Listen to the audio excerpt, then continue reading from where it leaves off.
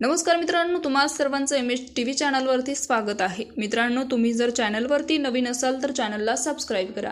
राहुल गांधींच्या पुणे दौऱ्याआधीच महाराष्ट्राच्या राजकारणात मोठी खळबळ उडाली आहे। संजय राऊत यांनी राहुल गांधी बाबत केलेल्या वक्तव्याची सध्या जोरदार चर्चा रंगली। राहुल गांधी जेव्हापासून राजकारणात आले तेव्हापासून मी त्यांचा समर्थक आहे असं संजय राऊतांनी म्हटलंय। नेमकी प्रकरण काय आहे पाहूयात आजच्या व्हिडिओच्या माध्यमातून। आज काँग्रेस नेते आणि खासदार राहुल गांधी यांचा पुण्यात छात्रों की गूंज हा कार्यक्रम होणार आहे। या कार्यक्रमाच्या माध्यमातून ते विद्यार्थ्यांसोबत संवाद साधणार आहे। या कार्यक्रमाची जयंत तयारी करण्यात आली असून या कार्यक्रमा अगोदर ठाकरे गटाचे नेते आणि खासदार संजय राऊत यांनी मोठं वक्तव्य केलंय। राहुल गांधी जेव्हापासून राजकारणात आले तेव्हापासून मी त्यांचे समर्थक आहे।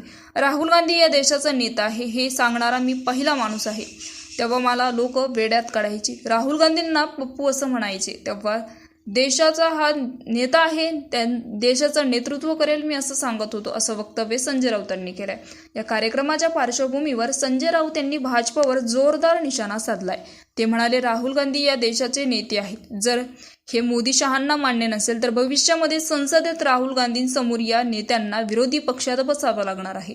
याची त्यांनी मानसिक तयारी करून ठेवली पाहिजे। त्याचबरोबर राहुल गांधी यांच्या पुण्यात होत असलेल्या कार्यक्रमामध्ये पुणे पोलिसांनी विविध अटी घातल्या आहेत। यावरून संजय राऊतांनी काही सवाल उपस्थित करत संतप्त प्रतिक्रिया दिल्यात। ते म्हणाले, पुणे पोलिसांनी त्यांना 30 अटी टाकल्या आहेत। विरोधी पक्ष नेते असले आहेत ते। राहुल गांधी परदेशातून आले आहेत का? राहुल गांधी या देशाचे नागरिक नाहीयेत का?